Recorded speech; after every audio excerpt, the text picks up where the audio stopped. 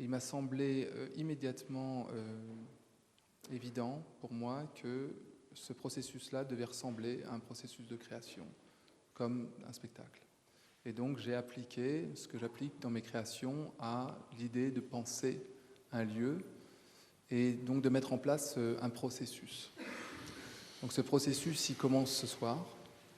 Il va se poursuivre dans les prochains mois avec des rencontres, avec des installations, avec des présentations des travaux en cours, des artistes qui travaillent ici, ou des travaux que je pourrais faire avec mon équipe, et puis un bal qui va se situer à l'extérieur, et de façon aussi, d'une certaine manière, à s'emparer de tous les espaces. Il y a derrière cette idée d'habiter l'espace, d'habiter ici pour pouvoir le penser. Et cette démarche, je crois, est au cœur des actions, des réalisations de Patrick Bouchain. Habiter un espace pour le penser autrement, pour le construire. Donc construire autrement, c'est l'axe de Patrick Bouchain, et il m'a semblé donc très important de commencer cette nouvelle préfiguration de la digue avec une discussion autour de sa démarche. Derrière nous, Benoît Bonnemaison-Fit, qui va s'emparer de certains mots, qui va les dessiner, qui va les mettre dans l'espace. Et nous avons eu l'idée d'une main qui allait penser autrement et s'emparer autrement, disons associée à la parole qui va être produite ici, à une écriture, un geste artistique, un dessin. Et Tessir Fadel, qui est ici, psychanalyste et dramaturge, qui est mon collaborateur depuis de nombreuses années, et qui va animer la rencontre. Donc, Tessir, je te passe la parole. Je voudrais rebondir sur ce que... Voilà, c'était une déflagration.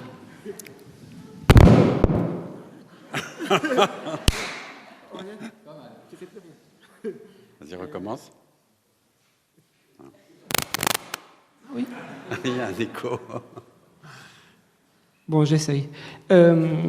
Tu as parlé du geste de Patrick Bouchain d'habiter un lieu pour le construire. Et si tu permets, Patrick, je voudrais que tu en dises un peu plus à propos de l'expérience qui s'est passée à la Biennale de l'architecture à Venise en 2006, où Patrick a fait un truc, rien que de le lire, ça me mettait en joie, donc ça me fait encore plus plaisir de le raconter ici.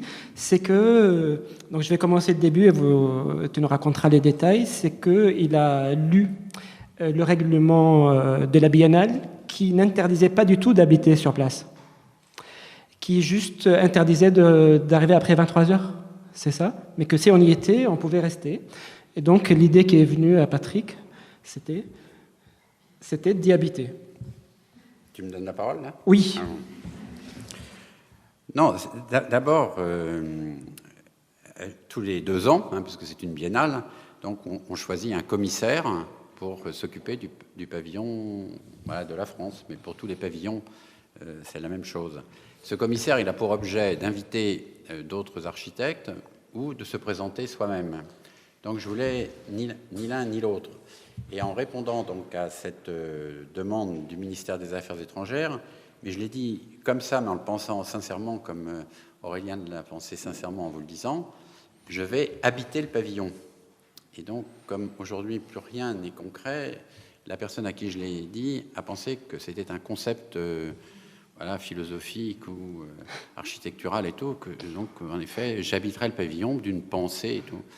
Et comme personne ne s'occupe vraiment de ça au ministère des Affaires étrangères, puisque c'est 2 ministères qui ont la tutelle, ils m'ont laissé pendant 3 mois assez libre en attendant le projet.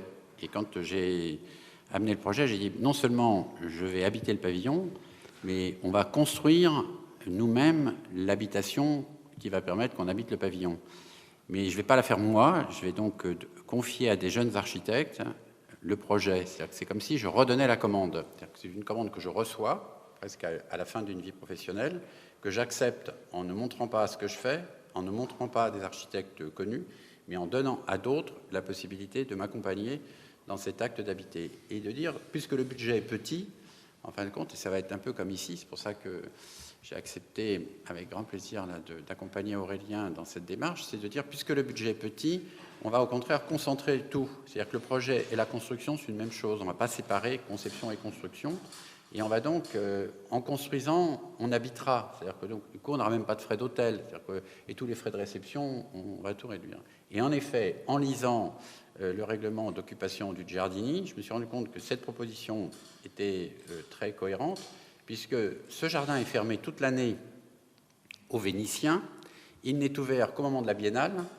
Et voilà, et donc les Vénitiens le vivent un peu comme une sorte de vol d'un jardin dans lequel ils voudraient aller. Et donc il est dit que ce jardin donc, est fermé 10 mois par an, et qu'ensuite il doit être fermé aux heures de fermeture du square, parce que c'est comme un jardin, un square. Donc à partir de 18h, on doit commencer à siffler pour faire partir le public, et ne le réouvrir que le lendemain matin à 10h. Et donc en l'habitant, je posais la question presque qu'on se poserait aujourd'hui vis-à-vis des migrants, c'est est-ce que ce terrain est un terrain qui appartient à la France ou est-ce que c'est un terrain qui appartenait à Venise? Puisque, en général, pour construire une ambassade, on donne un terrain à l'ambassade, enfin au pays qui construit son ambassade, et on dit que ce territoire est déterritorialisé. C'est-à-dire que donc il est sous le droit du pays qui construit l'ambassade. Donc j'ai commencé à expliquer que la nuit, je m'enfermerai donc sur un terrain qui appartient à la France. Donc si la France m'autorise de le faire, j'aurai le droit de le faire. Et pour cela, donc, on fermera les portes et on sera en autosuffisance pour passer une nuit complète. Ça, c'était la première règle. Et la deuxième, c'était de poser la question, quand même, qu'on doit se poser, et encore plus à votre époque qu'à la mienne, c'est est-ce que réellement on travaille que de 9h à 17h? Est-ce que, voilà, ce métro, boulot, dodo, tout ça, est-ce que c'est toujours conforme au mode de vie? Et est-ce que les modes de vie avant n'étaient pas justement en dehors de ce temps découpé qui correspond à la vente de sa force de travail? Et donc j'ai commencé à dire, mais nous, les architectes, on travaille la nuit. Alors comment on fait? On ne dort pas, nous, on dort le jour. Donc le pavillon sera fermé le jour et ouvert la nuit. Il m'a dit non, écoutez, c'est pas possible du tout. Et c'est assez drôle. Lentement, on a retourné le règlement, donc d'occuper le territoire. Ensuite, de faire une maison. Voilà, donc quand même le b.a.-ba de tout architecte. Et non pas de montrer une architecture en dessin, mais de construire une architecture hospitalière qui permettrait que, s'exposant nous-mêmes, on puisse parler d'architecture avec les visiteurs de la Biennale. Et donc, de fait, on est devenu le pavillon des pavillons, puisque aucun pavillon n'avait de cuisine, de salle de bain, de sauna. On avait même fait une petite piscine, on avait une infirmerie, on avait des toilettes, on avait la Wi-Fi, qui à l'époque donc, était très recherchée. Et donc, notre pavillon est devenu le pavillon de tous les pavillons. Pendant le temps de la construction, il a été le pavillon des ouvriers, le pavillon des commissaires, et après, il est devenu le pavillon des gardiens, parce que la nuit, le jardinier est gardé, et donc, on nous avait dit, voilà, vous verrez, c'est gardienné et tout, et en fin de compte, les gardiens s'ennuient la nuit. Donc, ils venaient dormir dans notre pavillon. Et après, notre pavillon est devenu l'hôtel, parce qu'on avait une vingtaine de chambres, et puis un grand dortoir, on pouvait dormir une vingtaine, on pouvait héberger 40 personnes. Après, on a servi des milliers de repas, et donc, nous n'avions comme seule fonction, nous, d'aller faire les courses, donc dans le quartier, donc de lier des liens avec les Vénitiens, de ramener donc le vin, les légumes et autres, de faire à manger et de parler d'architecture dans ce qu'on pourrait dire, ce qu'on fait ce soir, c'est autour d'une table. C'est-à-dire qu'il n'y a pas d'architecture sans table, il n'y a pas d'architecture sans lit, et il n'y a pas d'architecture sans hospitalité. Alors après, c'est assez drôle parce que c'est devenu un peu une sorte de lieu de fête. Alors Benoît y a participé, il s'en est cassé une jambe, parce qu'on faisait tout, si vous voulez. Il y avait la nuit, c'était donc un lieu de fête, parce qu'il n'y en a pas à Venise, donc tout le monde escaladait le grillage du Giardini, c'était le grand lieu de rendez-vous. On montait sur la terrasse, on avait ouvert le toit, le sauna était sur la terrasse, comme il disait tout à l'heure. ils étaient tous à poil là-dedans et tout. Et donc un jour, le ministre reçoit une remarque de l'ambassadeur, enfin de l'attaché culturel, qui dit « c'est pas possible, le bâtiment, enfin le pavillon de la France est devenu un lupanar, il faut cesser ce genre de choses ». Parce qu'il y avait trop de bière, trop de canettes de bière et tout. Et puis, voilà, l'enquête a été faite, cet endroit était un endroit tout à fait normal, un endroit de vie. Et puis l'autre chose, si vous voulez, c'est que comme je voulais que cet endroit soit non programmé, parce que c'est le problème des lieux culturels, ils sont programmés à l'avance. Donc c'est-à-dire que si quelqu'un a une idée pour utiliser un lieu culturel, on lui dit, bah voilà, dans 1 an ou dans 2 ans. C'est-à-dire que cet impulse qui est très proche de la création quand même, ne peut jamais en général être satisfait, parce que, alors c'est pour ça qu'il y a toujours des lieux à la marge, mais une institution ne peut jamais intégrer comme ça un moment d'envie. Alors j'avais dit, on fera une semaine programmée, donc Benoît a participé à cette semaine programmée, et une semaine non programmée. Et la semaine non programmée, c'était la mienne. Donc, moi, c'est un peu comme un père qui laissait à la maison à ses enfants. Donc, je laissais pendant une semaine, je ne voulais pas savoir ce qu'ils faisaient, mais ils avaient programmé. Et j'arrivais, donc, le dimanche soir, on faisait le passage. Et moi, je faisais le ménage toute la semaine, un peu comme un couple, vous voyez, qui aurait un Formule 1. Donc, je lavais les draps, voilà, les peignoirs, les serviettes éponges, les machins. Je nettoyais le frigidaire, parce qu'ils n'avaient pas le frigidaire. Je faisais des courses et tout. Et donc, c'était assez marrant, parce que quand les gens rentraient cette semaine non programmée, elle était donc très accueillante, parce qu'on me voyait balayer, on me voyait étendre le linge dehors. Donc, j'ai eu des plaintes pour étendre le linge et tout. Et puis, on voyait les courses, on voyait les choses. Et des fois, il y avait des gens qui venaient programmer une toute petite chose, en disant, tiens, ce soir, moi, je joue du violon. Je sais que, voilà, au pavillon cubain, il y a un violoniste qui va venir demain. Est-ce que demain soir, on pourrait jouer à 2 du violon dans le pavillon français? Et donc, j'ai fait comme ça une micro-programmation spontanée que je gérais de semaine en semaine. J'ai fait, mettons, une semaine de coiffure, parce que j'ai toujours rêvé d'être coiffeur. Et donc, par une semaine, j'ai dit, je coiffe toute la biennale. J'ai donc coupé les cheveux à toute la biennale, par exemple. Voilà, on a fait, je sais pas, on a fait même des semaines de tricot et autres, des trucs assez banals, vous voyez, qu'on n'introduit jamais dans l'architecture et qui d'un seul coup, après, naturellement, se mettaient en place. Alors, du coup, ce pavillon, comme c'était le titre de la biennale, c'était métacité. Moi, je ne sais même pas ce que ça voulait dire, donc j'ai regardé dans les dictionnaires ce que ça voulait dire. Et le temps que je cherche pour trouver une réponse à cette métacité, nous, on avait dit on fera métavilla. C'était le jeu de mots métaville ici, et en même temps métavilla comme le pavillon de banlieue, ou métavilla comme la villa palladienne. Et donc, au moment où on était d'accord tous sur le titre, ils ont changé le titre, ça ne s'appelait plus métacité. Alors, on a dit, bon, bah, écoutez, tant pis, on garde métavilla. Et ce qui est assez marrant, c'est que j'ai découvert à ce moment-là qu'il y avait des pavillons, alors qu'on est européen, et donc il y a encore les pavillons nationaux. C'est-à-dire que face à nous, il y a l'Allemagne, et à ma gauche, il y avait le pavillon anglais. Donc on est en haut de l'allée, c'est l'anglais, à droite, c'est l'Allemagne, à gauche, c'est la France. Et puis à côté, il y a les satellites, la Belgique, le Danemark, la Finlande, et ainsi de suite. Et donc, je dis à un moment donné, mais où sont les pavillons? Où est le pavillon du Nigeria, par exemple? Parce qu'on parlait de la métacité au Nigeria. Il y a plus de problèmes de métacité au Nigeria qu'en France. Alors on m'a dit, maintenant, il n'y en a pas. J'ai dit, on va faire que le pavillon français soit le pavillon des autres. Quand un Nigérian passera à la Biennale, on écrira donc Nigeria à la place de Francia.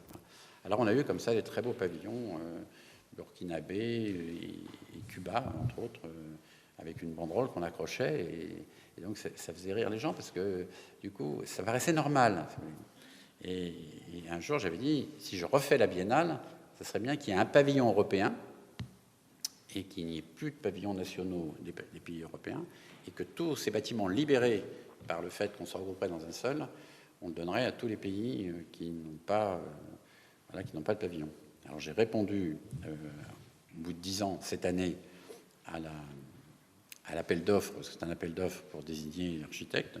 Donc on a été très soutenu par la moitié du jury, enfin, la moitié moins 1, et donc ils ne nous l'ont pas donné, mais j'aurais aimé revenir 10 ans après en abordant cette fois-ci, non pas l'occupation de seul pavillon français d'une autre manière, mais en partageant les autres pavillons. Voilà, donc c'est sans fin. Hein, je veux dire, alors comme je disais tout à l'heure, il y a des enfants qui ont été faits Venise dans le pavillon de la France, des mariages des histoires d'amour qui se sont réalisées comme dans la vie normale d'une architecture où le rite du repas, de la sexualité, de la construction, de l'échange est indispensable. Et en fait, ça correspond un petit peu au problème, je dirais, de la création ou d'un lieu.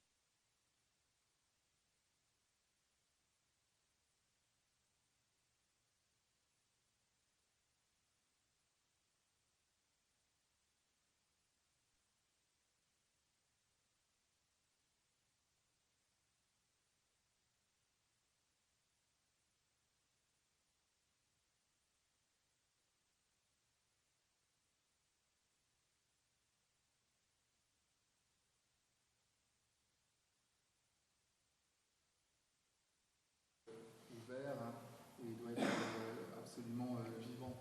Donc je dirais qu'un lieu de création, c'est jamais un espace. Ça ne peut pas être un espace, un lieu de création. Il y a toujours presque un espace qui lui fait face, ou qui est miroir, ou qui est un espace qui serait complètement ouvert pour pallier à la nécessité, je dirais, que l'autre soit complètement fermé, en tout cas pendant une étape du travail qui est l'étape de la création. Donc c'est quelque chose, c'est une problématique qui est aujourd'hui complètement ouverte et sans réponse, mais ça m'a semblé vraiment évident et ça correspond un peu à ce que tu viens de dire. C'est-à-dire qu'il faut que, pour que quelque chose se passe, il faut qu'être traversé par quelque chose. Et avoir un lieu, imaginer un lieu, on peut l'imaginer que vivant. Et pour qu'il soit vivant, c'est... Alors, comment faire en sorte pour qu'un lieu soit vivant? Est-ce comment un lieu qui est, évidemment par nature, qui a une position fixe dans l'espace, là, la parcelle est déterminée, on ne va pas la changer, etc. Il faut, d'une certaine manière, pouvoir se déplacer ou la déplacer ce lieu. Le déplacement du regard, la création, c'est toujours un déplacement, d'une certaine manière. On déplace son regard, on déplace un objet. Si on est pile poil à l'endroit où on voulait être, on n'a pas avancé. C'est toujours, dans le processus de création, on va se décaler, on va se déplacer, on va arriver à un endroit qui était, espérons-le, inattendu. Donc ce déplacement, avoir un lieu qui incarnerait ça, cette idée du déplacement. Alors évidemment, donc c'est... Non, mais c'est possible. C'est tout à fait possible. Parce que ce qu'on oublie toujours, c'est que le déplacement, ce n'est pas que physique. Vous voyez, ça n'est pas que, je déménage et je vais ailleurs. Vous l'avez expérimenté vous-même pour chez vous, quoi. On réaménage sans cesse son espace et on ne sait pas pourquoi, on ne l'avait pas découvert avant. Vous voyez, on change le lit de place et la chose n'est pas la même et pourtant la pièce n'a pas changé. Donc quelquefois c'est très peu de choses. Les vêtements, on se sépare d'un vêtement et le vêtement réapparaît et étant associé à d'autres, il change complètement votre silhouette, votre comportement. Et donc on oublie toujours que l'architecture est faite à la main. Tout complètement, c'est un oubli total. C'est-à-dire que le dessin, dans l'histoire de l'architecture, n'était qu'une indication. Et il y avait un savoir-faire dans l'ensemble des gens qui construisaient qui fait que le dessin, qui était une indication, était interprétable par ceux qui, regardant le dessin et connaissant, disons, l'objet à construire, parce qu'il y avait des règles dans les objets à construire, l'interprétation était possible. C'est pour ça que, quelquefois, une même église, on pourrait dire qu'elle a le même plan,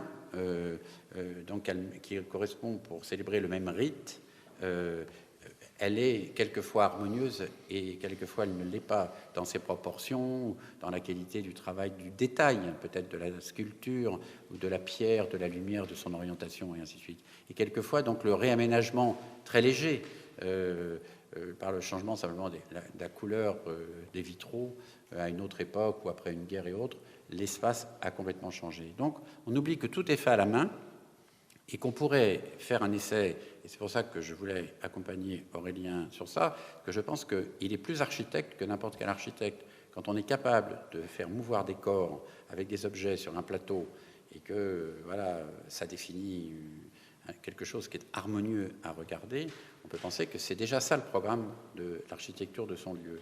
Et donc, comme on oublie que tout est fait à la main, il faudrait réintroduire cette main qui est en général oubliée, qui est quand même la main de base, celle qui assemble les choses, qui porte les choses, enfin le labeur, on pourrait dire, qui n'était pas vraiment un labeur à une certaine époque, maintenant qui est devenu un labeur. Et on pourrait faire que, comme tu dis, il faut être surpris. Nous, on fait souvent ça. On fait un dessin qui ne peut pas être exécuté, qui ne peut être qu'interprété.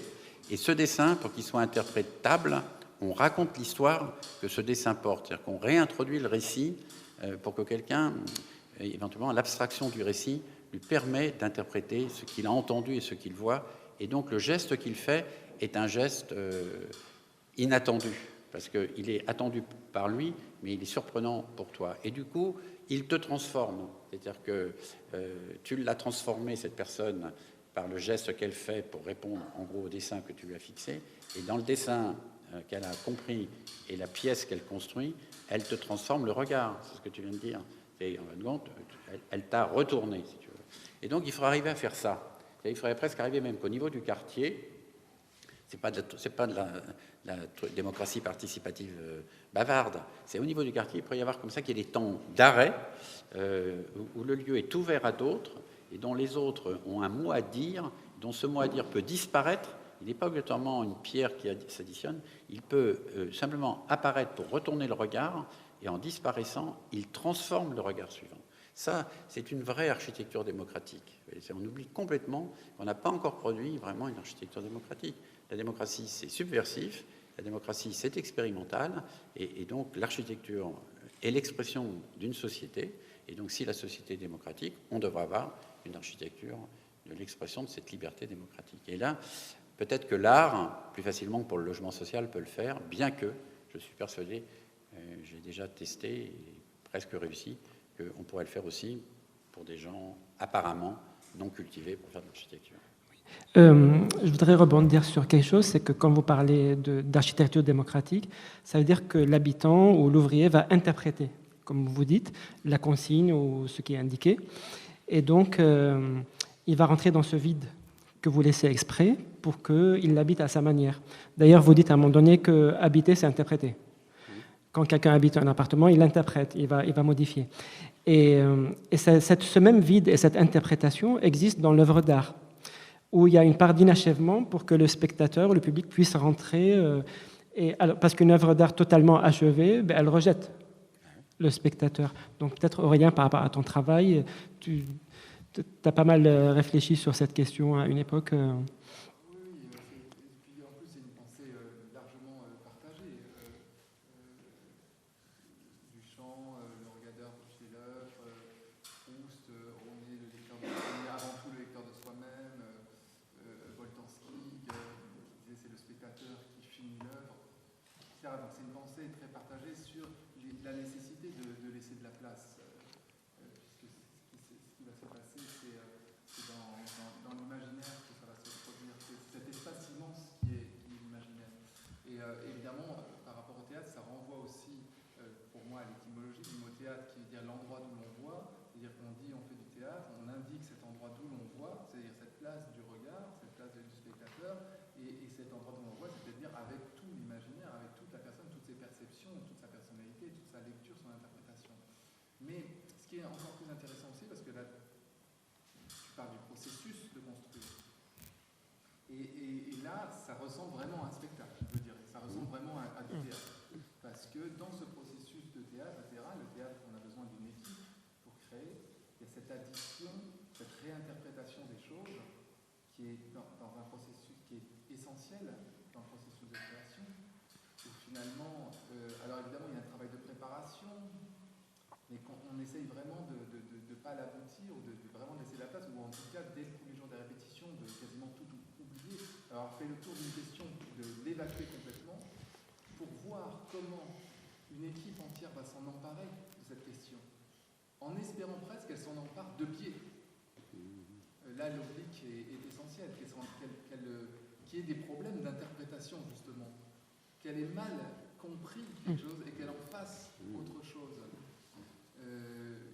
Donc il y a plein de processus qui se mettent en place, dont des processus aussi de connivence et de convergence, je dirais, de hasard, d'accident, où finalement, à partir d'une idée mal comprise, se produire une autre idée qui va être, dont quelqu'un d'autre va se saisir, et ça va pouvoir produire cet inattendu que l'on guette, qui souvent tarde à venir.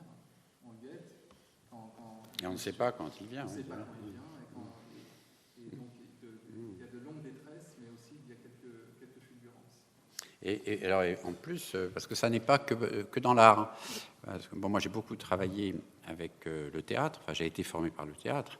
Donc, je fais une architecture qui a été initiée par le théâtre, par les lieux de théâtre que j'ai fait pour des gens de théâtre. Je n'ai pas fait du théâtre au sens de la scénographie de théâtre. Et après, j'ai été très marqué par des artistes, puisque j'ai fait beaucoup d'œuvres monumentales qui, rentrant dans l'espace public, sont apparentées à l'architecture, bien que c'est une œuvre à construire. C'est-à-dire d'accepter ce rôle d'assistant qui, en fin de compte, est capable, parce qu'il a du recul par rapport à celui qui est l'auteur, c'est le recul qu'il prend qui permet de réaliser ce que l'auteur pense, mais ne peut pas voir. Vous voyez, donc c'est souvent, d'ailleurs, je ne voulais pas être associé à l'artiste, mais je voulais vraiment être l'assistant, au sens réel du terme d'assistant. Et alors, comme j'ai été très confronté, ou souvent confronté à des problèmes de droit, parce que voilà, le droit est pareil, il est interprétable, j'ai découvert tardivement, si vous voulez, que le législateur, quand il écrit une loi, pour qu'elle soit humaine et démocratique, pour qu'elle serve justement à la cohésion sociale, parce que la loi, elle sert à ça, elle sert à faire société, et en même temps à permettre de définir des règles qui sont mises à l'épreuve de la réalité, et le jugement public permet de maintenir la cohésion sociale, parce que en effet, on a fait une faute par rapport à une loi, mais on a le droit quand même d'être défendu, même quand on a fait une faute, et éventuellement on peut même gagner en ayant fait la faute, parce qu'on a été bien défendu, et on a interprété cette faute comme étant peut-être la conséquence d'un comportement qui ne mérite pas d'avoir une peine lourde. Et donc il y a quelque chose dans la loi qui s'appelle la lacune. Quand le législateur écrit une loi, il fait exprès qu'il y ait une lacune, car si la loi était fermée, elle serait coercitive.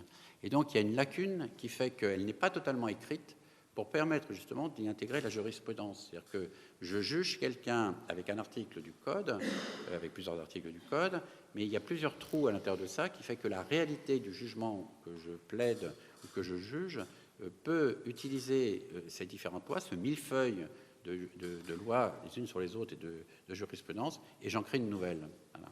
Et donc, il n'y a pas que l'art. Le droit, qui est la base de notre société, a introduit la lacune. Et cette lacune, moi, c'est pas que je m'engouffre dans les lacunes, dans les interstices, mais c'est ce qui me met en joie, parce que c'est ce qui retourne le regard sur quelque chose qui paraît insurmontable. Vous voyez, c'est même pour les choses les plus terribles, même quelqu'un qui aurait un handicap. Voilà, est-ce qu'on pourrait regarder l'handicap comme une autre façon d'être, et que cette autre façon d'être permettrait de remettre en cause éventuellement l'architecture. Alors pourquoi je dis ça? Parce que j'ai eu un ami qui était médecin, qui a eu un accident de voiture très grave et qui est devenu donc paraplégique, et sa femme était enceinte et elle a accouché au cours de cet accident de voiture. Et il avait une autre petite fille. Et donc, ils ont changé leur maison. Moi, j'ai participé au changement de cette maison. C'est qu'on n'a pas mis la maison aux normes handicapées, qui serait une norme coercitive, mais on a mis la maison, on l'a transformée pour qu'il, lui, puisse y vivre.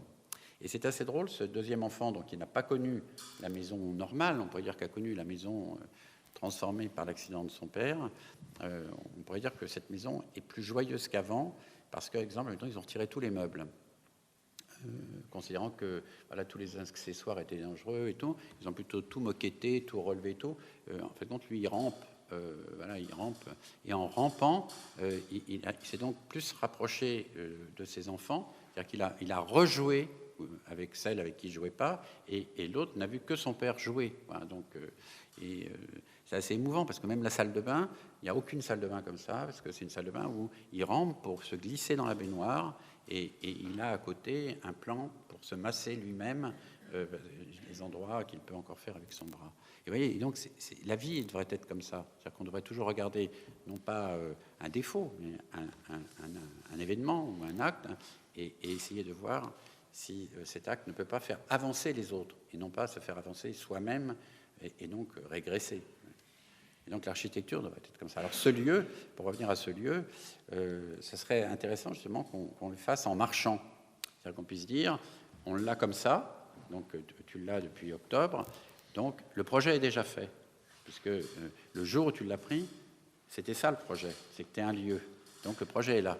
Donc on pourrait dire qu'aujourd'hui, ben voilà, c'est une manifestation qui correspond à ta programmation, mais un jour, peut-être que quand on le démolira, on démolira des parties, ça devrait faire partie donc totalement de ta programmation. Enfin, j'aime pas le terme.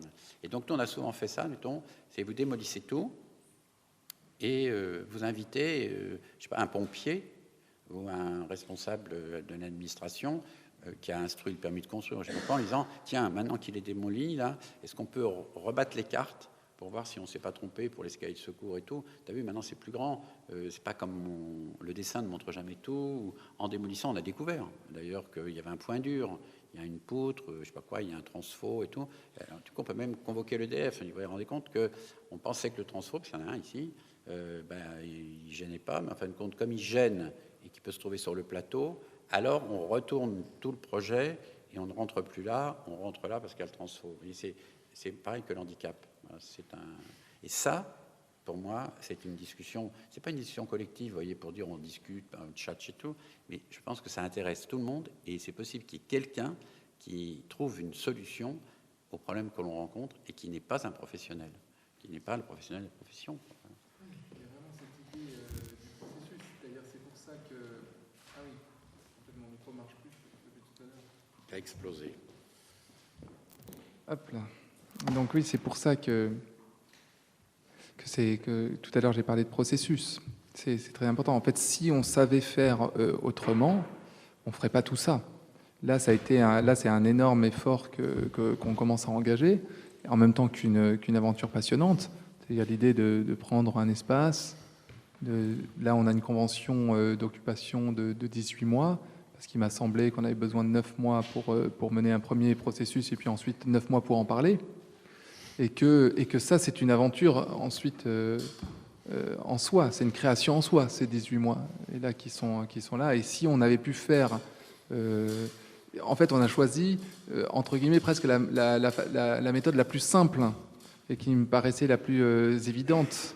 C'est-à-dire que si on avait toutes les réponses, si on pouvait sortir comme ça, peut-être qu'on l'aurait fait, mais on s'est rendu compte qu'il n'y avait pas les réponses. Il n'y avait pas les réponses. D'ailleurs, l'histoire de ce bâtiment est extraordinaire parce que c'est un bâtiment qui a échoué en permanence, puisqu'il a été construit en 1940, et puis il a été détruit par les bombardements alliés, donc en 1945. Donc déjà, c'était pas... Ensuite, il a été reconstruit en 1948 pour devenir un cinéma, et ce cinéma a fermé à peine 8 ans après.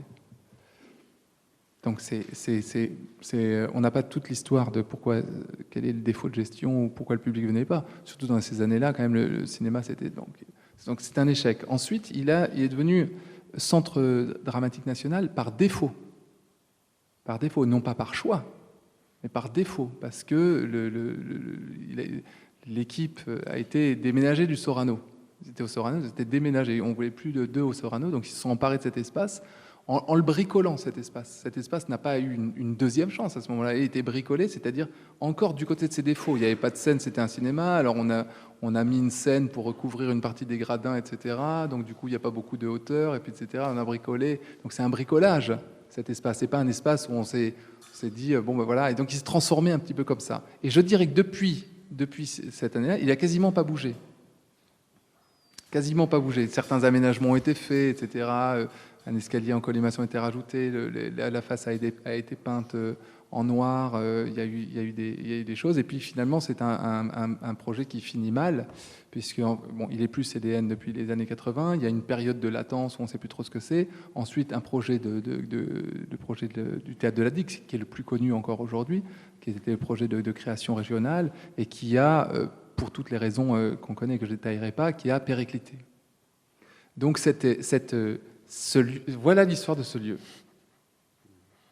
C'est intéressant quand même. C'est intéressant. Moi, je préfère des lieux qui échouent. Oui. C'est la citation de Beckett sur échouer mieux. Oui, oui, tu peux la dire. C'est, Je me rappelle plus. C'était c'est échouer encore. Try, fail, Encore. try again, fail better. Échouer encore Ça. mieux. Ouais. Échoue mieux.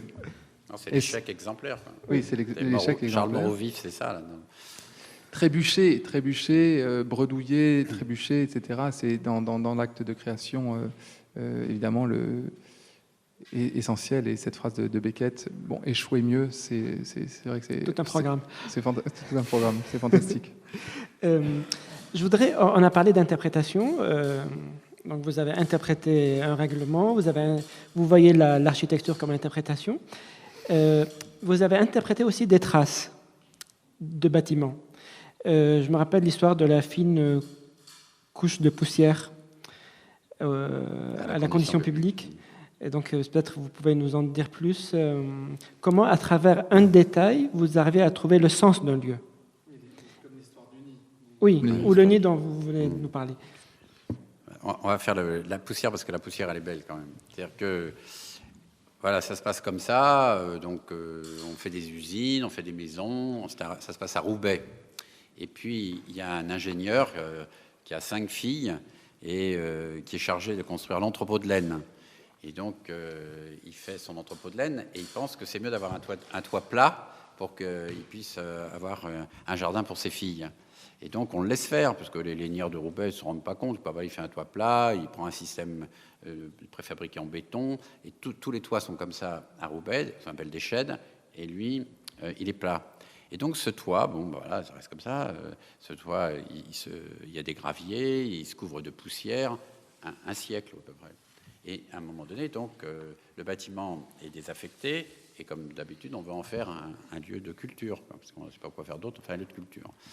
Et donc, on inscrit les façades à l'inventaire supplémentaire des monuments historiques, au prétexte que voilà, c'est le même architecte qui a fait la Banque de France à Roubaix que cette usine. Donc, du coup, on classe les façades. Moi, je réponds au concours et je dis, il n'y a que le toit qui m'intéresse. Alors, on dit, ah bon, pourquoi le toit? Parce que voilà, c'est le seul toit plat, on va peut-être pouvoir monter sur ce toit et voir Roubaix, qui est une ville plate, parce qu'il y a un siècle, elle n'existait pas, c'était un champ de culture. Et puis on voit que sur ce toit, il y a énormément d'herbes, énormément de plantes, il y a des fleurs. On retrouve donc les fleurs plantées par ce père à ses filles. On retrouve des fleurs savantes, on pourrait dire. Et puis un peu plus loin, on trouve quand même des fleurs un peu bizarres, dont du réfort. Alors on essaye de un peu s'enseigner, puis on s'aperçoit en effet que toute l'immigration polonaise avait amené du réfort dans leur jardin, après les Portugais, les Espagnols et tout. On s'aperçoit que le toit est l'expression de la diversité de tous les travailleurs qui, pendant un siècle, sont venus travailler à Roubaix. Et on dit, moi je dis un jour comme ça, voilà, pour moi, si je fais ce projet, si je gagne le concours, c'est le toit qui a la mémoire de Roubaix, non pas les façades, parce que ça c'est banal, les façades.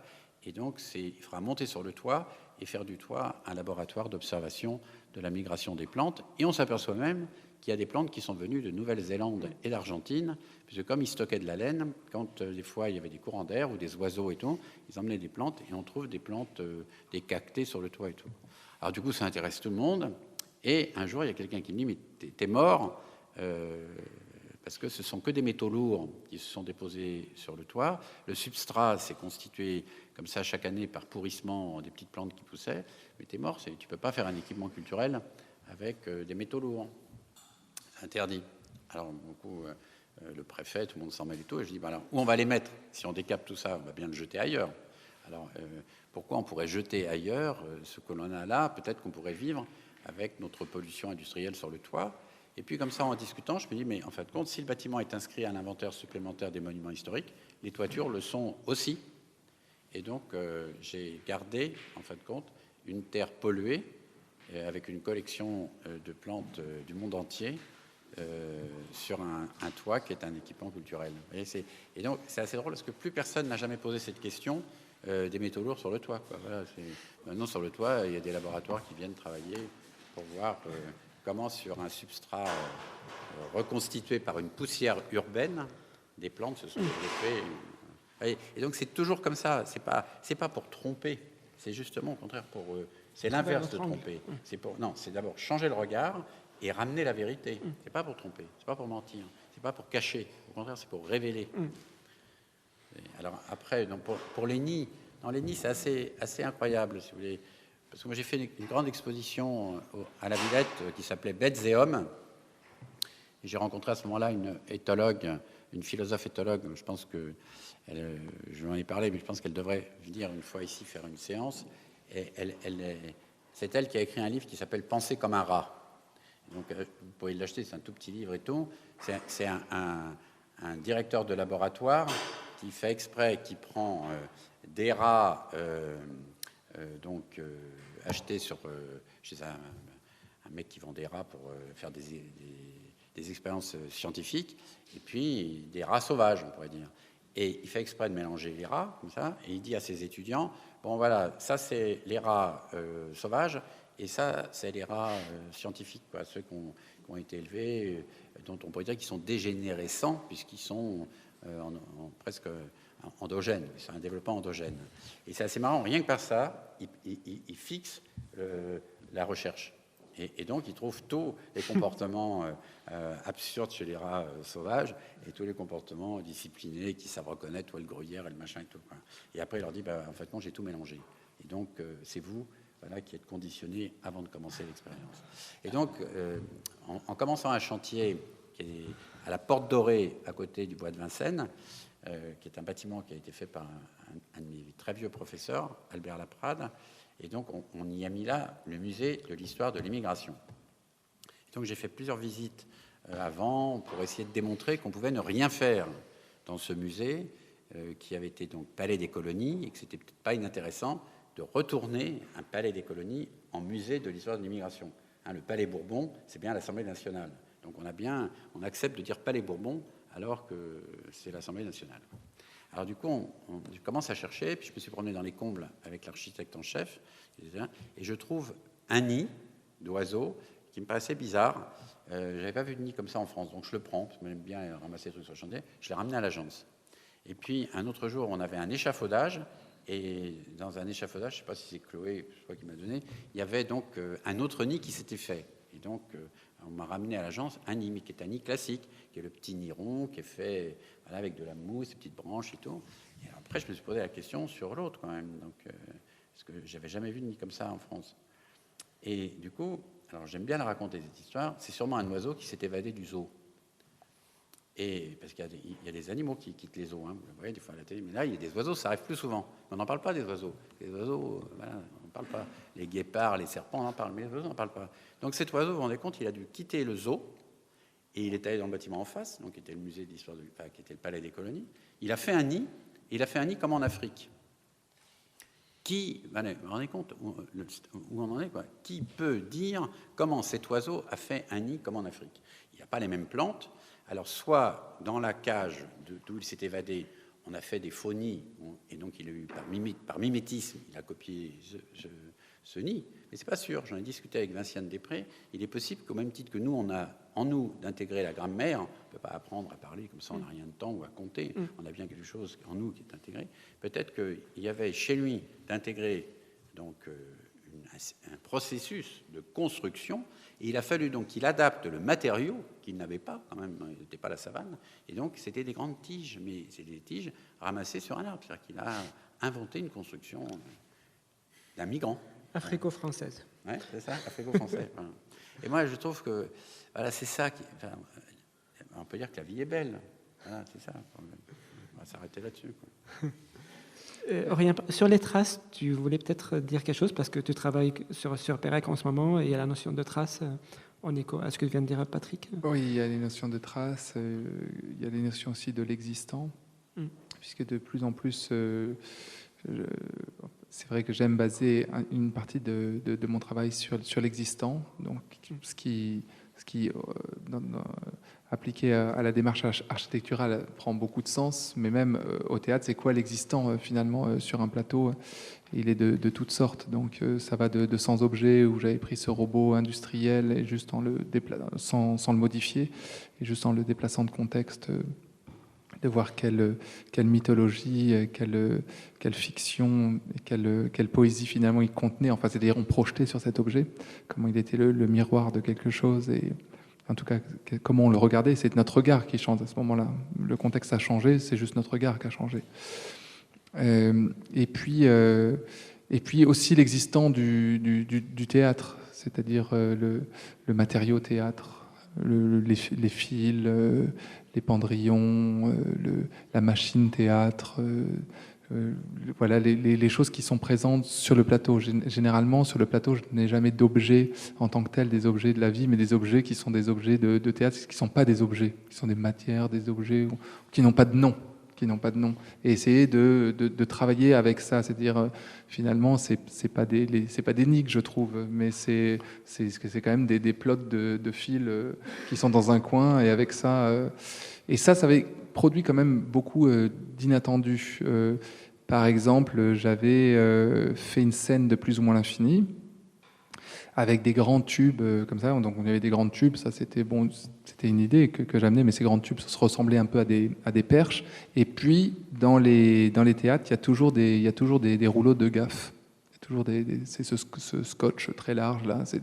Un théâtre est plein de rouleaux de gaffes, il n'y a que ça. Donc on avait énormément il y avait un rouleau de gaffes vide qui traînait dans un coin, et toute l'équipe était partie, j'étais resté tout seul sur le plateau, et je m'ennuyais, à vrai dire, enfin j'avais rien à faire. Et donc j'avais pris un de ces rouleaux de gaffes et je l'avais emmanché dans un des tuyaux qui était suspendu, un des tubes qui était suspendu, et je l'avais lancé. Et en fait en le lançant, il s'était mis en suspension. Il s'était mis en rotation autour du tube, et il faisait une rotation et donc une chute très très lente. Donc c'était et quand je l'ai lancé, je me suis pas dit qu'il allait faire ça. Évidemment, quand je l'ai lancé pour faire une connerie, pour passer le temps d'une certaine manière. Donc cette histoire de l'existant, comme tu disais tout à l'heure, qui est une ressource en fait, qui est quelque chose ce rouleau de gaffe qui est là, qui est inerte, qui est banal, il m'a aidé. Il m'a aidé vraiment, il a été mon partenaire à ce moment-là, et ça a été ce moment-là. Donc je crois beaucoup à l'existant, et aussi à ces... Alors l'idée des traces est un petit peu différente, parce que là c'est vraiment lié à Perec, qui est Georges Perec, qui l'idée de la trace, l'idée de l'écriture comme laisser quelque chose, laisser une trace. Donc là effectivement je suis plongé dans cette réflexion qui a un lien avec le théâtre très très fort, puisque le théâtre laisse aucune trace, enfin on va dire, ou ne laisse que des traces. C'est-à-dire le théâtre, il n'y a pas d'objet construit avant la représentation, et après la représentation, il n'existe plus rien de cette représentation que une impression, des souvenirs, etc. Et donc le théâtre naît, le théâtre meurt immédiatement, il reste plus que le souvenir qui sont ces traces-là, et qui se transmettent d'une certaine manière. Et pour dire, et je crois que c'est aussi la force, hein, ce côté éphémère du théâtre, et c'est la force du théâtre, c'est sa force poétique. Et pour finir, un mot de René Char qui disait « Seules les traces font rêver ». À ce propos du théâtre et de l'illusion théâtrale qui se dissipe après, vous avez travaillé sur la volière de Dromesco, et l'idée était justement de faire perdurer la trace d'après le spectacle. Donc vous avez construit une volière adaptée, et aussi pour Zingaro, l'idée qu'il y a une féerie qui persiste. Je ne sais pas si vous pouvez nous dire un mot là-dessus. Si, mais il y avait... comme j'ai travaillé très longtemps pour des théâtres qui n'avaient pas d'argent, donc on a très tôt racheté des chapiteaux qu'on a transformés en théâtre. Et c'est vrai, c'est un jour quelqu'un m'a dit « la scène n'est que poussière ». Donc ça m'avait fait un peu réfléchir comme ça. J'ai dit « mais pourquoi il me dit ça ?» Parce que quand on s'installe, quand on est un chapiteau, on utilise un espace qui a servi à autre chose. C'est-à-dire qu'on vient sur un parking, sur un champ de foire et autres, et à un moment donné, on ferme un espace par une toile qui est très fine, et c'est assez drôle. La compagnie qui joue dans ce chapiteau s'est appropriée, et n'est pas propriétaire de ce lieu, s'est appropriée pour un temps, et elle invite des gens qui habitent la ville et qui, venant dans cet endroit, sont sur un morceau de la ville qu'ils utilisent toute la journée ou toute la semaine, et ils découvrent que ce parking est devenu... Et très souvent, comme j'ai commencé avec Zingaro, on mettait de la sueur. Donc on faisait la piste. Donc on mettait la sueur. Et quand on démontait, la seule chose qu'on laissait, c'était le souvenir, comme Aurélien vient de le dire. Donc voilà, c'est fugitif, c'est parti, mais c'est le souvenir, c'est l'émerveillement. mais restait cette trace poussière. On ne l'emmenait pas, on ne rechargeait pas la Sûre. C'était en fin de compte ce que les municipalités nous donnaient. Et donc, du coup, quand on a fait la volière d'Ormesco, Igor, qui s'était séparé de Bartavas, a voulu travailler justement sur ça. C'est quoi cet objet qui permettrait qu'à un moment donné, on construit non seulement un volume fermé pour jouer, mais on joue avec des oiseaux. Et donc, c'est assez drôle, par rapport à même ce que j'ai raconté tout à l'heure sur penser comme un rat. Avant que la nuit tombe, les oiseaux de la ville venaient là, parce qu'on avait beaucoup de graines. On avait des volières autour, ils étaient libres, ils venaient picorer et tout comme ça.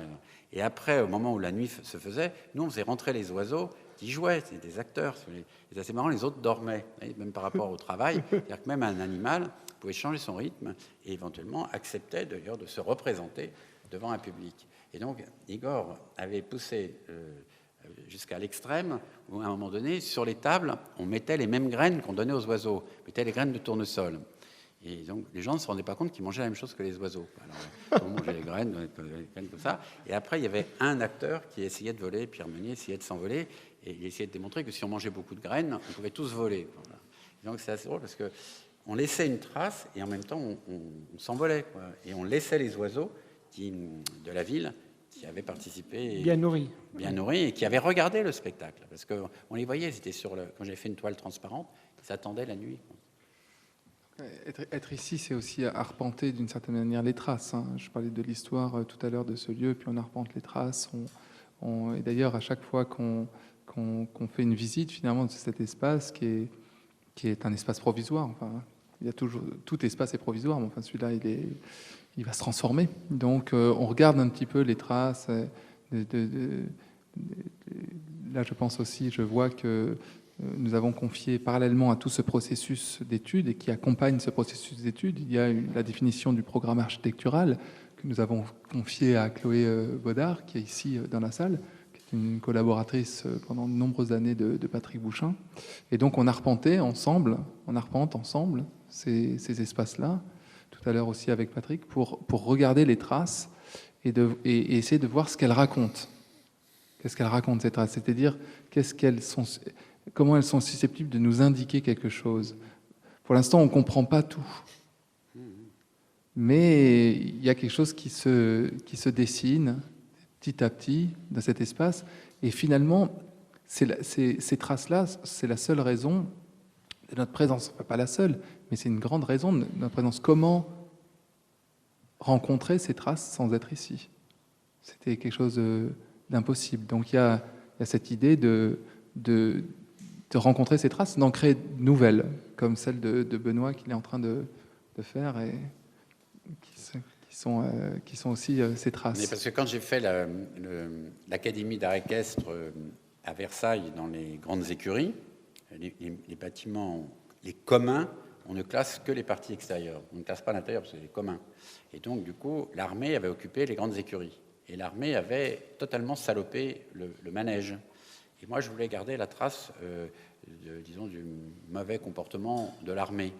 Parce que souvent, on dit, voilà, je sais pas, les gens de culture, les machins, ils taguent et tout. Et là, ce que l'armée m'avait laissé, c'était vraiment pas possible. Et donc, j'avais dit, je vais la garder le manège tel qu'ils me l'ont donné. Et puis, je vais construire un décor légèrement transparent devant, mais on verra les traces. Et comme en plus, c'était un endroit pour stocker des cercueils à une époque. Alors, du coup, comme ça, puis un jour, il y a quelqu'un qui me dit, moi, je dessine des chevaux, j'aimerais bien dessiner des chevaux. Bon, voilà, quand j'ai tout démoli, tu dessines des chevaux, puis après, moi, je mettrai mes gradins et tout.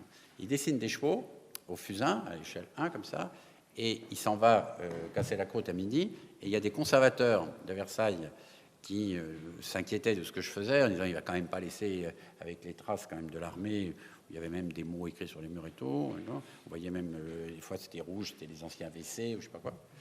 Et d'un seul coup, il voit des chevaux. Et je reçois un avis d'arrêt de chantier. On a retrouvé un dessin d'Eugène Delacroix. Alors, du coup, j'ai dit, attendez, mais laissez-le revenir, là, il y a 14 heures, il revient maintenant. Il dit, non, Delacroix est venu, on le sait, il est allé dans les écuries, on a des traces. J'ai dit, arrêtez. il s'appelle Jean-Louis Sauva, il va arriver. Alors, voilà. Donc, alors comme Jean-Louis mange bien, il est arrivé à 15h. À 15h, il est arrivé, il dit, qu'est-ce que vous faites là? Il dit, voilà, ça n'a pas. Il dit, attends, je vous en fais un autre de l'autre côté. Et donc, c'est assez drôle, parce que quand on va là-bas, on a donc des dessins de Jean-Louis Sauva, qui a après été professeur d'anatomie pour les élèves de l'académie, sur des restes donc, de l'armée. Et en même temps, on sait que c'est là que voilà, Lully a joué un opéra, parce qu'il pleuvait dans le parc et que Louis XIV, pour l'abriter, on a fait la représentation pour 6 personnes dans le manège. Sans oublier Delacroix. Sans oublier Delacroix. Qui est passé. Oui, qui est passé. Et alors après, du coup, comme les dessins, il le trouvait très beau, et que moi, je voulais sélectionner un dessin qui, un peu comme ce que fait Benoît, qui ne dure pas plus que ça, quoi. Donc il l'avait fait au fusain. Je ne voulais pas qu'il y ait de fixatif. Il a fait fusain d'un côté court, il a fait fusain, côté jardin, il a fait à la craie blanche. Et donc, du coup, ouais, et donc c'est assez beau parce que c'est usé à l'endroit où les gens passent et pas où on ne peut pas atteindre. Mais personne n'a envie, justement, d'abîmer le dessin parce qu'il est très fragile. Parce qu'on le voit bien que c'est une poussière de fusain, une poussière de craie. Et le fait que les gens se salissent, en fait, les gens évitent le mur. Alors que si on l'avait verni, voilà, on aurait dessiné dessus, je suis sûr. Donc, c'est assez drôle, oui, c'est ce changement de comportement qui redonne du respect, redonne de la curiosité, redonne de l'envie, redonne du désir et permet l'imagination. C'est très important. On ne peut pas vivre sans ça. Dans votre livre, là, il y a une sorte de discours de la méthode. Donc, je vais citer une sorte de devise, et si vous pouvez nous en dire un mot, c'est consolider plutôt que réparer plutôt que restaurer plutôt que refaire, et refaire plutôt qu'embellir.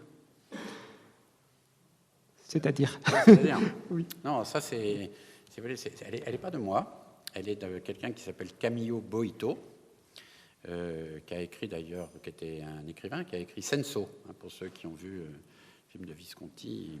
Voilà, c'est une très belle nouvelle.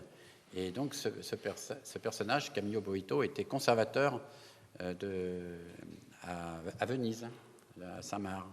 Et il était donc d'un avis contraire de tout ce qui se faisait en France et en Angleterre, comme quoi on voulait toujours, pour Viollet-le-Duc principalement, remettre les monuments, et on vous l'avait vécu à Toulouse, dans l'état d'origine, comme si voilà, les phases successives n'avaient fait qu'abîmer l'œuvre d'origine, et qu'il faut le remettre dans l'état d'origine. Quelle origine ?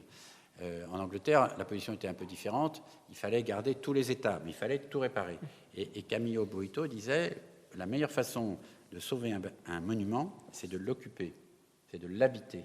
Et en l'habitant, je le répare. Parce que pour l'habiter, je suis obligé de le réparer. Donc, c'est un petit livre qui est très peu lu, où il développe une théorie, mais comme personne ne voulait l'écouter, c'est un livre assez beau. Jean Dubuffet en a fait un comme ça. Il fait les questions et les réponses. C'est-à-dire qu'il se parle à lui-même, il se pose des questions qu'il aimerait qu'on lui pose. Auto-interview. Voilà, auto-interview. Et c'est magnifique. Donc, du coup, je me suis souvent servi de ce texte qui est très peu connu. Parce qu'en plus, c'est économique. C'est écologique. On va commencer comme ça. C'est écologique. Ça veut dire que c'est réemployer, réutiliser, éventuellement s'adapter. Et peut-être que ça permet justement de poser la question de la réglementation.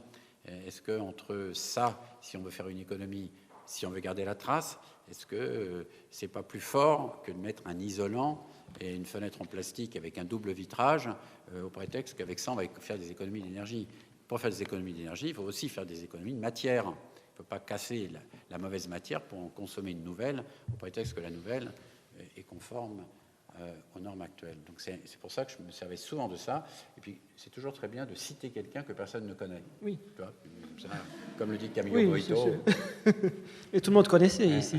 Et cette phrase, elle est géniale parce qu'il y a une forme de salto à la fin. Oui. C'est-à-dire que c'est une volte-face extraordinaire. C'est-à-dire que d'accord, il vaut mieux évidemment consolider que réparer.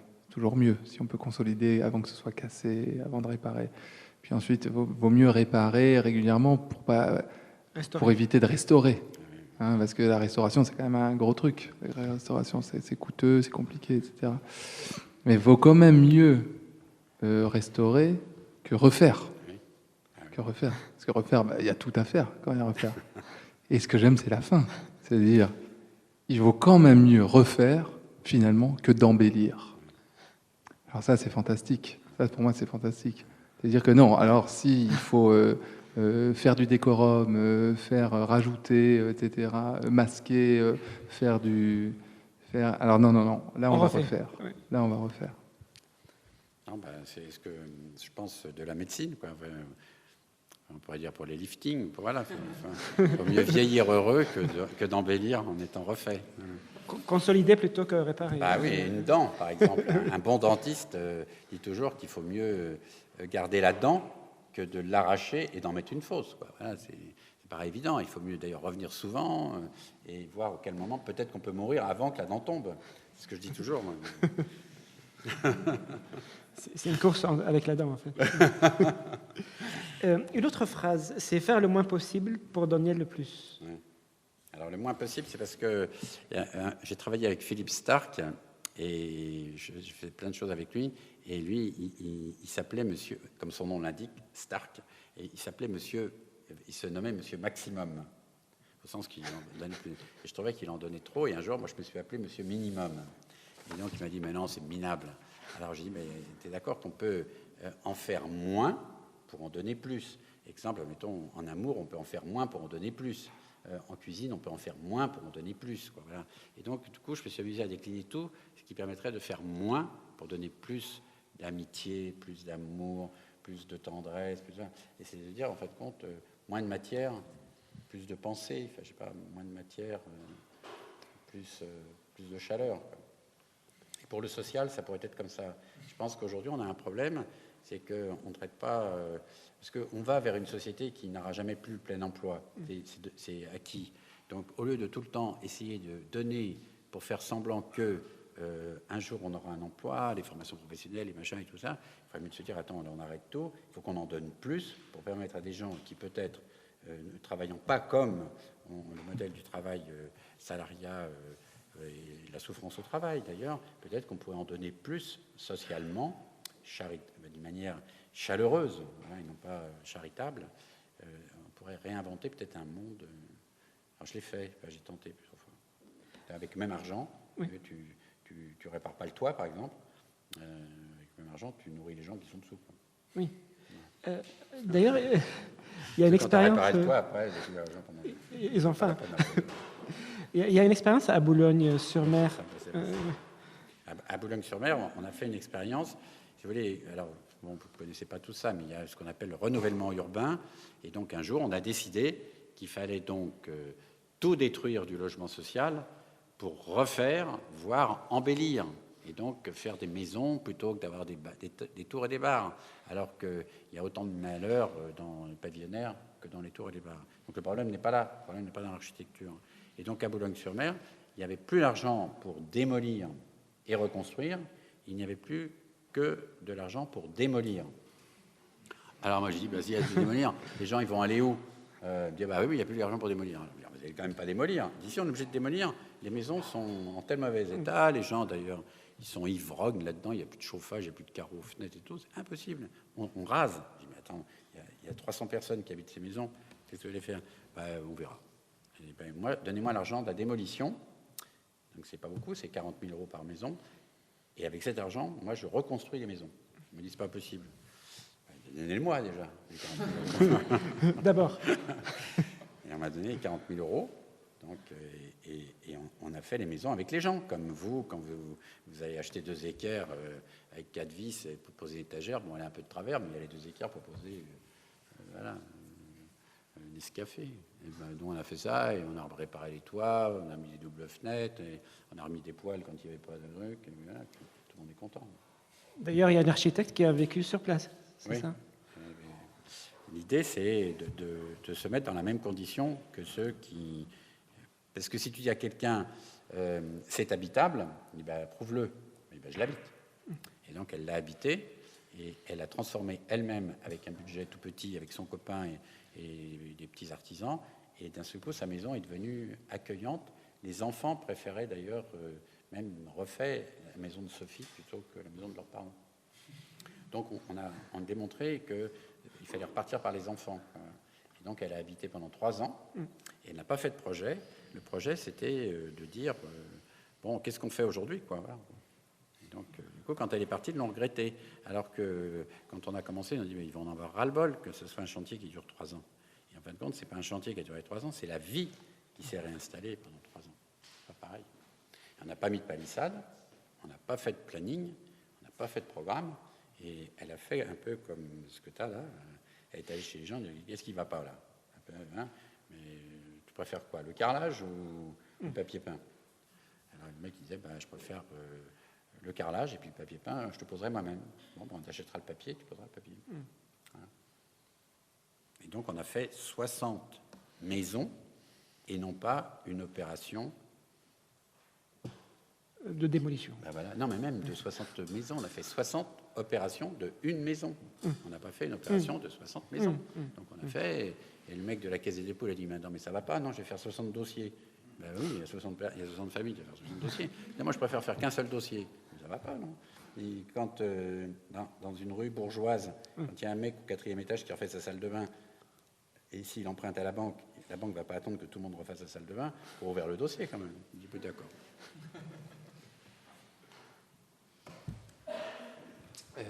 Peut-être que si le moment est venu pour si vous avez des questions, n'hésitez pas. Je vais rendre mon micro.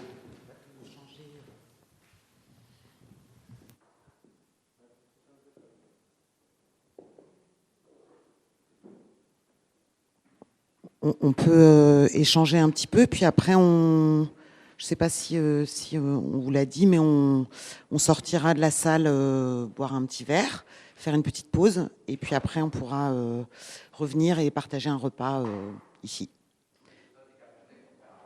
Voilà.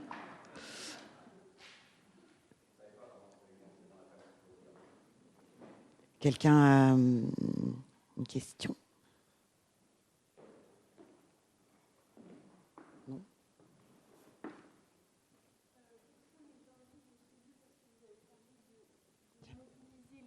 Les habitants du quartier, mais aussi, enfin, quels sont les enjeux et les envies que vous avez pour faire de ce lieu un lieu de création? Ici? Oui. D'abord, les envies... Non, on va la raconter, l'histoire, quand même. Parce qu'on ne se connaissait pas. Moi, je me fais des amis très souvent. D'abord, j'ai toujours envie d'habiter l'endroit où je suis. J'ai rien. Chaque fois que je suis à un endroit, je suis bien. Donc, un jour, je vais au lieu unique à Nantes pour inaugurer une exposition qui s'appelle Théâtre en Utopie, que j'avais initiée dans le lieu unique. Et donc, Aurélien était là. Et moi, je venais avec mon éditrice chez Actes Sud parce qu'elle avait édité ce livre Théâtre en Utopie. Nous avons dîné ensemble et nous avons parlé autour d'une table. Et donc, ce qu'il m'a dit m'a donné envie. Ça commence comme ça. Et donc, on s'est revus. Et un jour, je lui ai dit, voilà, moi, je ne fais plus. Maintenant, je suis au repos. Mais quand même, ça me donne tellement envie que je vais venir. Mais je vais venir pour faire la conférence inaugurale.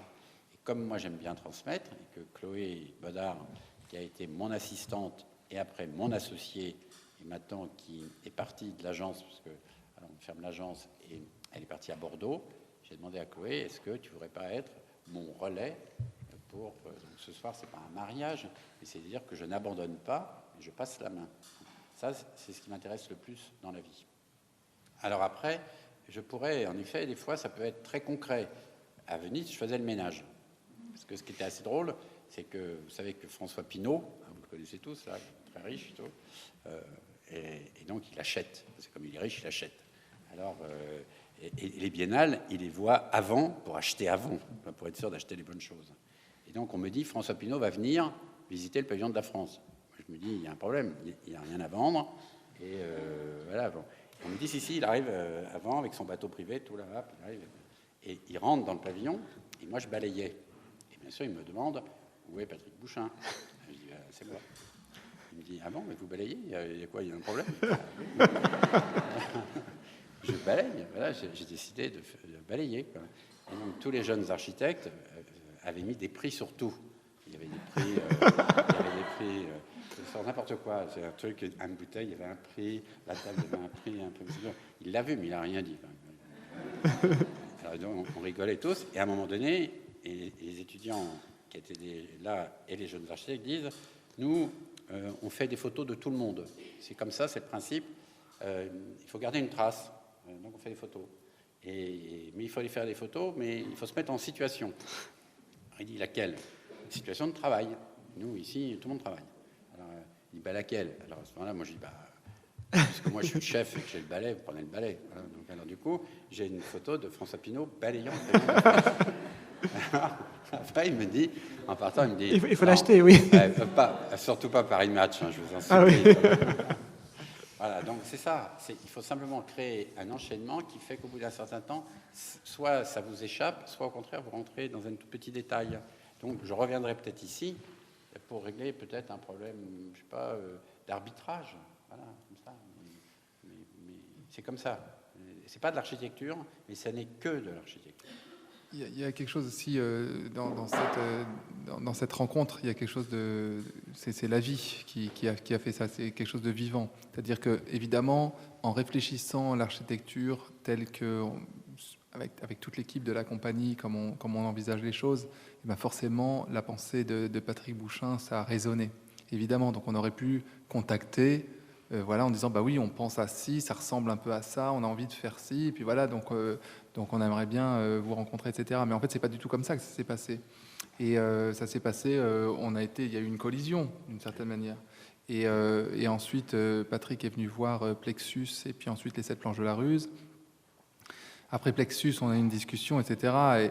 Et qui prolongeait celle du lieu unique, où finalement Patrick me dit non mais moi c'est fini, moi je fais plus rien, non je veux plus, de toute façon je veux pas, etc. Et puis après Plexus, il me dit bon, j'ai pensé à toi pour quelque chose. Et donc c'est un superbe projet qu'il a à Branferré, qui se trouve que c'est un endroit que je connais très bien, qui est un parc animalier où les animaux sont en liberté. Et donc, Patrick me dit, j'ai un projet de conférence là-bas, et il faudrait qu'il y ait à un moment donné, il y a un petit truc à faire au niveau d'une mise en scène, etc. Est-ce que ça te plaît? Et puis moi j'ai dit, mais oui, Patrick, je te dis tout de suite oui, à condition que tu me fasses le lieu. Donc ça a été c'était un troc, c'est dans l'idée du partage, etc. Et puis faire le lieu, finalement c'est initier quelque chose, c'est initier un esprit, c'est s'appuyer, c'est mettre en route un processus. C'est pas c'est ça, c'est pas faire des plans. C'est pas un procédé, ça. Voilà, c'est ça. Donc ensuite, pour répondre à la question sur la création, etc., sur le lieu de création, c'est vraiment le projet. Mais une fois qu'on a dit ça, ça soulève tout un tas de questions. En fait, sur la création, sur le lieu, c'est quoi un lieu? Déjà, c'est quoi un lieu? Un lieu, c'est quand on l'habite. Dans le vocabulaire d'un géographe, il y a 2 types d'espaces, il y a des sites et il y a des lieux. Les sites, c'est quand c'est inhabité, et les lieux quand c'est habité. Donc déjà, un lieu, faut l'habiter. Et habiter, ça veut dire quoi? Ça veut dire qu'il y a de la vie là-dedans, c'est traversé par la vie. Donc on veut que ce soit... Et puis ça fait partie aussi de l'attraction d'un lieu, d'être vivant.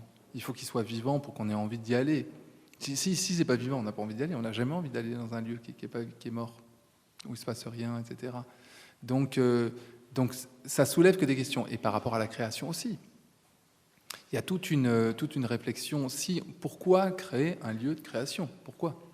C'est bien parce que ça manque. Si ça manquait pas, s'il y avait pléthore de lieux de création, on n'en créerait pas.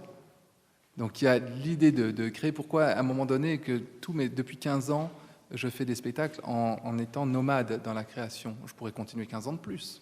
Si à un moment donné, il y a un pli qui se fait ici, un endroit d'une brisure, c'est l'idée de dire non, il faut réenvisager les choses autrement.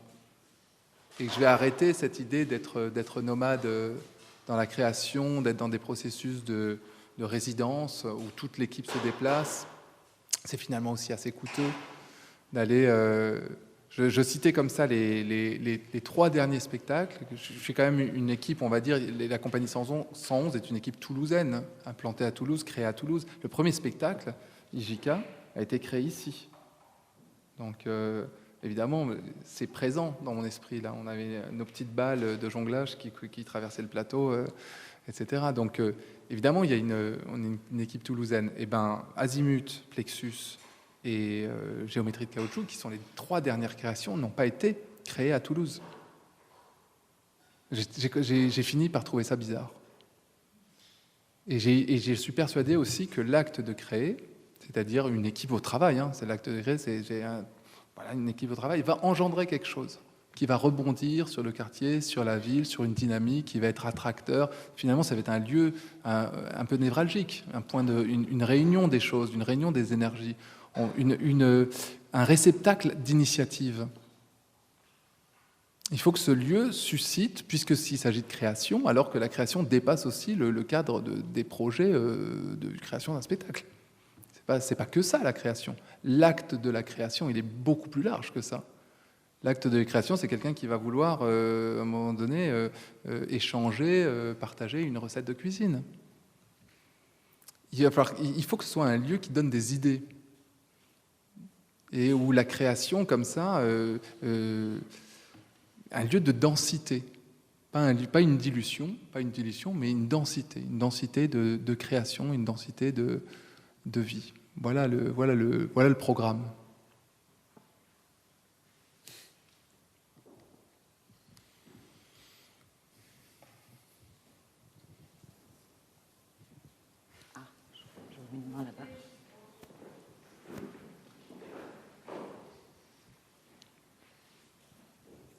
Bonsoir. Je voulais juste te dire que je trouvais un peu triste que tu dises que finalement tout ce qui avait été fait dans ce lieu avait échoué. Ça s'était terminé. Parce que, enfin moi, j'ai vraiment souvenir d'un lieu, d'un lieu très très vivant, qui a eu des hauts et des bas. Et ben, tu as créé un spectacle ici, mais il y a pas mal de gens qui ont créé des spectacles ici, et je trouve que c'est vraiment une bonne chose que ce lieu, il se passe quelque chose qui a à voir avec la création et pour l'imaginaire même de, on pourrait dire, voilà, le territoire qui est tout autour, tous ces kilomètres carrés autour. C'est important que ce lieu ouvre et qu'il ne devienne pas une banque, comme on voit pas mal de lieux à Toulouse, ou qu'il ne devienne pas, un lieu de bouffe, malbouffe, etc. Voilà, donc je me dis finalement, il a une histoire un peu cabossée, mais voilà, il recommence. Et je me disais que ce mot de tout ce qui a été entrepris ici a échoué, je trouvais qu'il était un peu triste, un peu trop chargé. C'est une sensation. Mais peut-être que je l'ai pris pas forcément de la même façon que toi. Ouais, nous c'était un compliment. Hein, c'était un compliment. Ça a été mal compris. C'est beckettien. C'est beckettien. Oui, c'est Beckett et c'est... Oui, il fallait écouter la phrase après, alors. Ouais, moi, je pense pas que... Moi, je sens quelque chose d'une histoire de ce lieu-là, etc., qui porte, comme tu dis, une histoire très forte et un très grand attachement. Moi, ce que j'ai trouvé triste, c'était que ce lieu soit fermé et continue d'être fermé. Et que les volets soient clos et qu'il y ait aucune ambition pour cet espace. Donc, ma démarche a été d'avoir une ambition pour cet espace. Et pas une ambition comment dire, une grande ambition. Pas une ambition à l'économie ou autour de dire, bon voilà, on va faire quelque chose. Et puis, c'était ça aussi, quand on a commencé à réfléchir sur le lieu et qu'on met en place, qu'on commence à écrire. Et j'ai écrit plusieurs projets pour plusieurs lieux. Au bout d'un moment, on écrit toujours la même chose. Et donc, ça manque d'ambition, ça. d'écrire des projets pour les lieux, etc. Et finalement, on produit... et puis quand on regarde les dossiers des copains, ils ont écrit la même chose, etc. Donc l'idée de lancer un processus, c'est ça. Et puis on ne serait pas là hein, si on trouvait qu'il n'y avait pas quelque chose de formidable à tenter ici. C'est aussi, je veux dire, la compagnie engage énormément de fonds propres dans cette préfiguration. Donc c'est un geste, d'ailleurs, un geste que je revendique. C'est-à-dire que on le fait comme on le fait avec nos créations. Comme dans nos créations, on engage énormément de fonds propres, etc. Là, c'est pareil sur l'étude de préfiguration, c'est-à-dire qu'il y a quand même une idée de donner du temps, partager, c'est beaucoup dans le don, cette rencontre aussi, etc., cet échange, le fait que ce soit public, même si on est très contraint pour l'instant, le bâtiment il est tenu à 70 personnes, etc., c'est contraint, et on fait fi de ces contraintes-là. On essaye de dire non, mais voilà, c'est... Donc non, il n'y a aucune tristesse dans mon regard.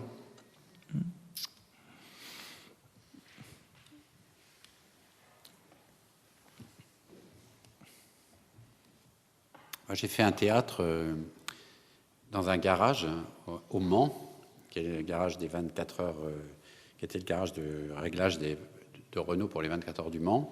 Et ce garage était occupé par des cars de ramassage scolaire. Et le théâtre du Radeau, donc François Tanguy, occupait juste un petit endroit pour stocker du matériel. La municipalité lui avait donné un petit endroit. Et j'avais remarqué que la nuit, il y avait un maître-chien qui gardait le garage. Et comme je connaissais un peu le maire à l'époque, il s'appelait Jarry, un maire communiste assez marrant quand même, je lui dis, est-ce que tu me donnerais par an l'équivalent du budget du maître-chien? Moi, je fais une maison dans laquelle habiteront les gens du Radeau et ils assureront le gardiennage. Et on a commencé le théâtre du Radeau comme ça. Donc on a fait une petite salle à manger, une chambre et tout, et François habitait là et tout. Et après on s'est battu pour avoir un peu plus. Et en fin de compte, maintenant on a tout le garage. On a 3 plateaux de répétition, des chambres. Donc vous voyez, c'est pas pour avoir un lieu pour un lieu. Il y a trop de lieux qui ne servent pas. Et en effet, c'est de dire que la culture, c'est du travail. C'est pas du divertissement. Et donc souvent pour les collectivités, faire un lieu, c'est un lieu de représentation. Et donc là, très tôt, nous, on disait, il faut un lieu pour travailler, et donc pour répéter, et un lieu peut-être pour montrer avant de partir en tournée. C'est-à-dire qu'il faut qu'il puisse recevoir du public, mais comme un public invité, et non pas comme un public, comme si, avant de partir en tournée, on offre aux gens de la ville dans laquelle on est, on montre le travail qu'on a fait. En effet, on a le travail, on est payé pour le travail que l'on fait, et après on part vendre notre travail. Et on l'a fait souvent, ça, parce que c'était assez intéressant. Enfin, on a été les premiers à le dire, quoi. Moi, quand je l'ai fait avec Peter Brook au Bouffe du Nord, c'était un peu ça. C'est-à-dire, on prend un théâtre pourri dans lequel, en fait, il l'a choisi parce qu'il n'était pas cher. Il n'était pas cher parce qu'il avait pris feu. Vous voyez, c'était un maçon qui l'avait, et voilà, donc, il ne l'a pas choisi. Copeau, quand il a pris la Télé Saint-Germain, il l'a choisi parce que c'était pas cher. Voilà. Et donc, c'est plutôt de dire, moi, je veux un lieu pour travailler, je veux un lieu pour créer. Et voilà. Et après, je montre. Et donc, c'est de retourner la situation. Moi, je pense que c'est pour ça qu'il n'y en a pas assez. Parce qu'il y a trop de lieux de représentation. Et c'est pas parce qu'on a 2 théâtres, un opéra et tout qu'on a fini. Il peut y en avoir des centaines de lieux comme ça. C'est pas... D'ailleurs, il y a un peu cet esprit aussi dans le projet par rapport à la création. C'est-à-dire que la création, elle ne s'arrête pas au dernier jour des répétitions. La création, elle continue avec les premières représentations et on va dire, elle continue encore même pendant longtemps. Pendant combien de temps? On ne sait pas. Pendant les 10, les 15, les 20 premières, les 30 premières. Donc l'idée, c'est quand même de sortir d'un lieu comme ça avec un spectacle qui a été à l'épreuve et qui s'est modifié à l'épreuve du regard, à l'épreuve des représentations et du public. Donc ça, c'est très très important. Et d'autre part, c'est aussi important que la salle de travail soit aussi traversée tout simplement par les gens. Donc le théâtre ne s'arrête pas rien n'est créé au dernier jour de la répétition. Enfin, pas tout. On a faim. Hein?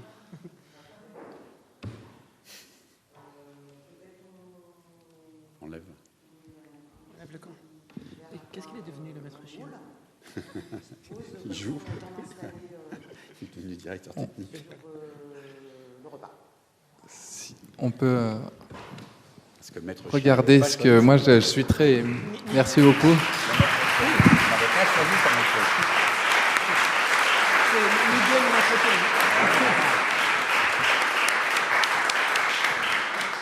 Merci. Ouais, waouh. C'est vrai que c'était chouette que ça se fasse dans notre dos. C'était tout l'intérêt. C'est que ça fasse à notre insu. Hein.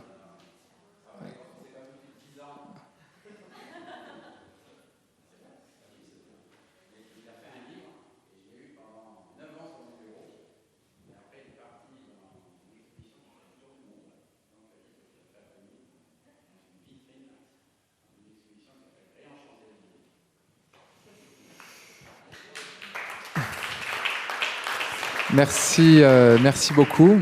Donc on peut retourner dans le hall le temps qu'on installe l'espace pour pouvoir manger dans les mots, dans les traces de Benoît Bonne Maison Fit.